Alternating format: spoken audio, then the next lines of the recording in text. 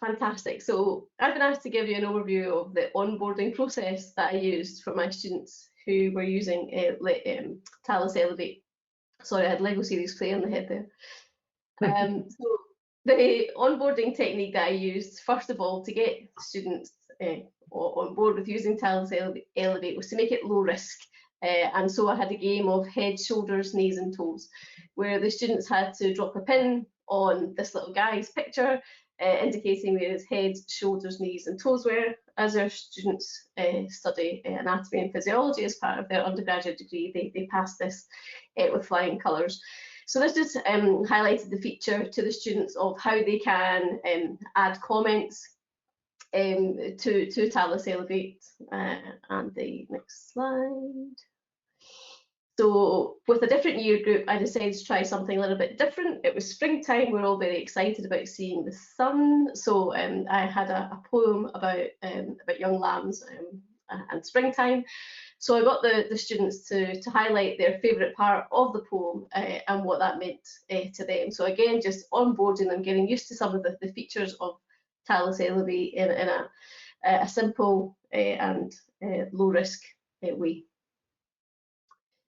So I'll move on now to telling you about some of the ways that I used Talis Elevate. One of the modules that I teach is spinal orthotics, and I was able to upload various different spinal x-rays where the students have to identify the upper end vertebra, lower end vertebra and apical vertebra, essentially the top of the spinal curve, the bottom of the spinal curve, the scoliosis and the middle of the curve. And you can see there's a slight discrepancy between the students' responses there, and that stimulated some discussion about why people were choosing that particular vertebrae. So for me, this was a fantastic use of Talis Elevate.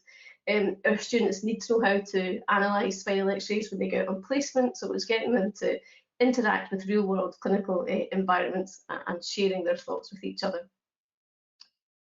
Another way that we used Talis Elevate with my students studying prosthetics and orthotics, there was a key journal paper which I think was 28 pages long. It's very heavy reading even for qualified prosthetists and orthotists, so it's certainly not something that I would want the students to go away and look at in isolation. So essentially it was a journal club where I broke the students down, the year group down into small groups. Our year group sizes are quite small anyway. A whole year group's about 41, 42 students, and I broke that down into 6 or 7 groups.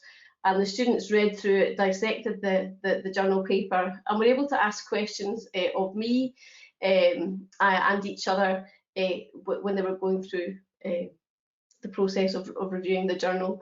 And one of the fantastic things that I love about Talis Elevate is the statistics you get with regards to the engagement. And you can see that you've got the ability, if you've not used Talis Elevate, the students can make personal notes as well as class comments as well. And you can see we've had significant engagement with the students in this process, and also you can see the amount of time that students have spent using Talis Elevate and collaborating, going over this hard to read journal paper. I think I did well in my time, Matt. That was me done. I think you nailed that, really. I wasn't expecting that to be quite so efficient. Great work. So you've still got 3.5 minutes left. One of the things I love. Feel free to ask any questions in the session. We've got time for obviously for a couple now. One of the things I think it's really important to mention there is the onboarding experience. The fact that you made that really low risk. It's still related to the subject matter, but maybe not absolutely razor sharp. But I think that's a really important thing with anything that you do to help get students involved. If you could give any advice to anyone who's using Elevate for the first time to introduce it in the way you did, what would that be?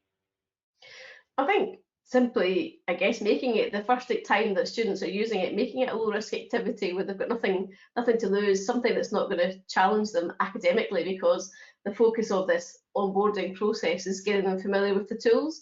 So I made sure that they were, I also, something I didn't include, which I perhaps should have done, I also included a video which I'd taken from YouTube on how to review a journal article. Because this journal article was 28 pages long and heavy reading, I also included a video, and I was able to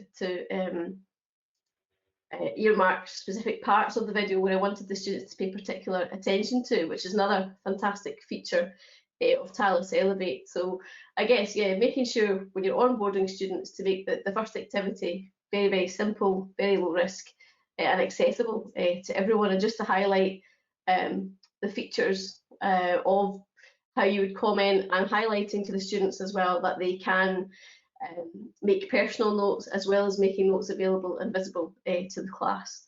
As some students engage with that more than others, but I guess that happens with any intervention. Yeah, absolutely. But you can support, multiple ways of engaging there. Yeah, and I think sometimes someone just said in the comment, indeed sometimes we expect them to be able to work it out. Exactly, I think sometimes we assume that students know how these platforms work, why would they have not used it before. So I think making the process as simple as possible for them to make sure they're confident when they go to use it for a real purpose. Yeah. You'll be glad to know that for the new academic year, we'll have some in-product onboarding for students as well. Not the kind of activity that you did, but just this is how you highlight, this is what the data looks like, this is what, how you can use the class. So that'll be built into the product. And I think as well, I can't remember, Matt, there was something my students asked for, wasn't there, that you were able to, I can't remember what it was, unfortunately, but I think that's one of the things that I like. You were very responsive if they had any issues, or if we had an idea about how to improve the product, we shared that with you and you acted upon it. So yours was around mobile annotation. They want to use it in on their mobiles, and so now we have that. So there we go. Oh yes, that was it. Yeah, because not everyone had a tablet. Yeah, just a tiny little development. I'll take a cut for that, Matt. Yeah, no worries. Your checks in the post, Suzanne. Nice small t-shirt, like. Getting a lot of love for the t-shirts. Thank you very much, Suzanne. Great example. I love the diversity on your use there.